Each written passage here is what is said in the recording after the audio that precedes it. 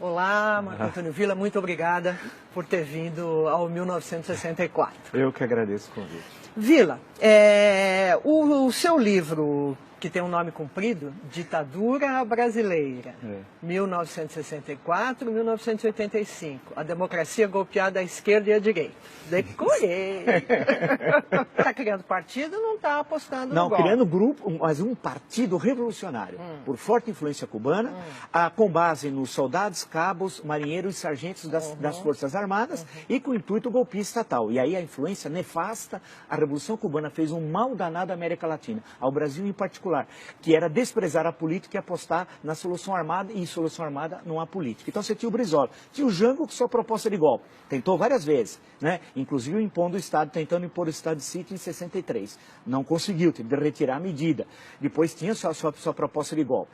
Tinha a Ligas Camponesas e o Movimento Revolucionário de Tiradentes, que era seu braço armado, que em 62 foram descobertos, a imprensa toda noticiou, 7 campos de treinamento guerrilheiro do Julião com dinheiro cubano. E sabe-se que é dinheiro cubano porque caiu um avião, foi aberta a mala diplomática e lá tem as provas dessa ligação. O PCdoB manda em março de 64 o primeiro grupo guerrilheiro treinar na China, né? O PCB também apostava no golpe, na velha tradição de 1935. Isso só para falar, eu citei mais de 10, entre direita e esquerda, aqueles que naquela conjuntura apostavam numa solução de força tal. Por isso que a democracia ela era golpeada à direita, golpeada à esquerda. Claro que haviam aqueles, muito poucos, e que não conseguiram buscar uma saída negociada. Um deles, um célebre deputado federal do PTB, Francisco Santiago Dantas, que buscava uma solução reformista e articulada. Mas ele estava muito doente e acabou falecendo em agosto mesmo de 64. Então nós temos uma conjuntura em que levar ao golpe era a tradição. E 64, imaginava-se, quando você vai à conjuntura, que era uma intervenção cirúrgica de curta duração. Ou seja, você tira o presidente, assume o presidente da Câmara dos Deputados, que era o sucessor legal, o Ranieri Mazzilli, ele governa até a eleição feita pelo Congresso em seguida, 10 dias depois, do Marechal Castelo Branco, que no discurso de posse foi muito claro. Disse, o meu mandato termina a 31 de janeiro de 66, que era quando, o mandato era de 5 anos, quando começou o mandato do Jânio, 31 de janeiro de 61, 31 de janeiro de 66, e garantiu as eleições de outubro de 65. E quando nós chegamos a 64, 64 é uma continuidade do positivismo, né? É bom lembrar que a ditadura brasileira estatiza a economia. Estatizou a economia. Por isso que tem gente que não conhece história, que primeiro compara o Brasil à Argentina, a ditadura argentina. Tem que ser preso, chamar o PROCON, preso no sentido histórico, não preso, tem que chamar o PROCON porque não conhece nada de história. Não há nenhuma relação entre o regime brasileiro e o regime argentino. Lá desestatizou, aqui estatizou. Lá acabou com o ensino público do 3º grau, aqui expandiu a universidade pública de 3º grau, aqui modernizou a economia, ampliou, diversificou a economia. Lá a indústria foi duramente, quase que destruída, a indústria argentina. Então, se você for comparar, as bases ideológicas da ditadura brasileira era uma e da Argentina, por exemplo, eram outras tal. Isso quer dizer que não havia contato entre os governos? Não, havia pouco, muito pouco contato. Há uma carta apócrifa, publicada por Jack Anderson no Washington Post, de uma carta do Figueiredo, tal, que era apócrifa. Qualquer historiador lê aquilo, até o Figueiredo assina o nome errado, tal.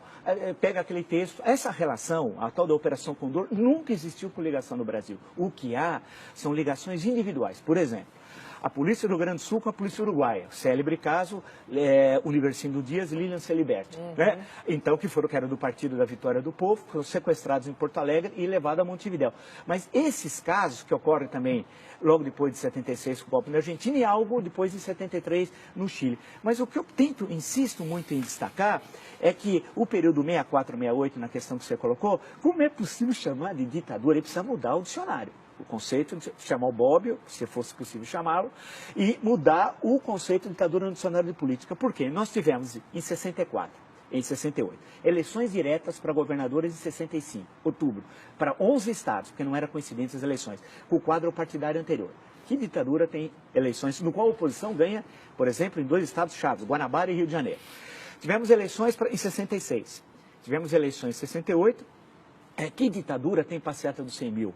Como tivemos no Rio de Janeiro. Você nem começa a fazer a passeata. E teve a passeata dos 100 mil. Que ditadura tem os festivais de música popular que nós tivemos aqui no Brasil entre 64 e 68? Que ditadura tem o movimento artístico, o teatro, por exemplo, que nós tivemos no período teatro de contestação? A interpretação mais comum, vamos dizer, a respeito desses assuntos de outros historiadores que passaram por aqui, é que, por exemplo, em relação à vida cultural, ela foi formada durante o período anterior à ditadura e ela se espalhou ali a despeito do general-presidente. E assim, enfim, em geral, o entendimento... Pois é, mas não teve censura? Muito pouca.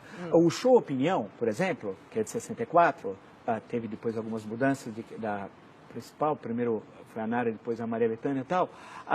Você teve algumas... É que você combinou, não é democracia. Aí que é necessário ver os conceitos. Nós temos o período 64 a 68, é uma combinação de autoritarismo com resquícios da ordem democrática da Constituição de 46. Então nós temos um mix que explica esse período 64 a 68. Explica, por exemplo, a publicação de romances como Quarupi, do Antônio Calado, né? O teatro, a oficina, a arena e não só. Explica o cinema, né? O cinema. É bom lembrar que a ditadura queria lembrar filme para apoiar o cinema nacional. Eu queria saber que ditador na América Latina criou uma empresa para apoiar o filme nacional. Mas vê como que a coisa é diferente aqui. Então, período 68, 78. Agora, veja a contradição. Por isso que a gente não deve temer. Se construiu uma leitura do regime militar que me parece muito equivocada. Se o AI-5, como é sabido, vigorou de 13 de dezembro de 68 a 31 de dezembro de 78, em 74, nós tivemos uma eleição relativamente livre para o Senado. O Brasil tinha 22 estados. O MDB, a oposição, ganhou 16. Perdeu em 6, na verdade perdeu em 5, e no Maranhão era candidato único da Arena. Né? E o que aconteceu? Quem assistiu, se tem alguns vídeos, o regime militar que criou o horário político gratuito. A inversão do regime militar não havia, que era para igualar a Arena e MDB. Quem lembra o Orestes Square ser candidato aqui em 74, explicando a concentração de salários, fazendo um gráfico com dados do Diese, né, do Barelli, e mostrando a... Teve alguma ditadura que teve eleição? Teve eleição na Argentina, no Chile? Claro que não. Agora, o que tinha? Tem a cassação, claro. Em seguida, o que acontece? Você tem parlamentares, já eleitos em 74, numa vitória histórica, algumas eleições do Lisânias Maciel. É que a grande questão é que há uma leitura que hoje é fundamentalmente ideológica, com a carga ideológica do presente, sobre o período de falar ditadura 79. Por quê? 1º de janeiro. Restabelecida imunidade parlamentar. Quem chama de ditadura não sabe nada de política, de história. Você imagina ter imunidade parlamentar no dia 1º de janeiro de 79, você não pode caçar mais ninguém. 8 meses depois, em agosto, é anistia.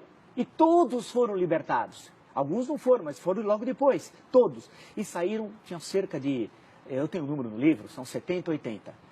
É bom lembrar que no Estado Novo tinha 10 vezes mais, quando veio a anistia em 45. Aí, eleição de 82, chamada de ditadura, eleições que você tem 5 partidos, um dos quais se proclamava socialista, Partido dos Trabalhadores. E com a vitória da oposição em São Paulo, Franco Montoro, Minas, Tancredo Neves, Rio, Leão Brizola, não só a vitória, mas a posse. Então, chamar o período de 79 a 85 e em 84, especialmente entre janeiro e abril, a campanha das diretas. Quer dizer... Mas isso já era o fim da ditadura. Mas não é mais ditadura. Tá bom. Porque não existe ditadura com liberdade, com comício, com 1,5 milhão nas ruas. Não há na história do mundo. Nem na ditadura romana, que tinha outro caráter. Escuta, Vila, você mencionou, enquanto você estava na sua última resposta, que há uma leitura ideológica do período. Sim. De quem é esta leitura e por que ela lê do jeito que lê? Na sua opinião? Olha, e daí que eu acabo diferindo de muitos. Quando vem a anistia, retorna ao Brasil, acaba com o banimento, vem os caçados, exilados, perseguidos, etc. E os que estavam aqui voltam a ter vida legal e tal, né? Por isso que não pode chamar de... Eu vi o Gregório Bezerra, um dos vítimas logo em abril de 64, né, que a gente podia lembrar, Recife, falando aqui no Largo São Francisco. Isso devia ser setembro, por ali, outubro, não sei, de 79 e tal. Fui ouvi-lo porque era um mito para todos nós naquela época e tal. Então, a grande questão e essa é uma construção que eu ouço falar sistemática, que está no livro didático, que já ficou vitoriosa, de que a luta armada levou à democracia. Isso é uma falácia. Eu faço questão, porque eu escrevi vários artigos, isso está no meu livro também, porque nenhum grupo de luta armada defendia a democracia. Não há uma vez a palavra democracia. Se você pegar o livro Imagens da Revolução, do Daniel Arão e do Jair Ferreira de Sá, lá tem quase todos os documentos, você procura, você não acha um que tenha a palavra democracia. Nenhum documento. Todos queriam ditadura proletariada. A divergência seria cubana, algumas vezes de viés soviético, parte desses grupos não tinham muita proximidade com a União Soviética, ou chinesa, se nós veríamos então o Brasil com os olhos puxados. Essa era a divergência tal. Democracia nenhum. E todos, a ação que eles tiveram aumentou a repressão.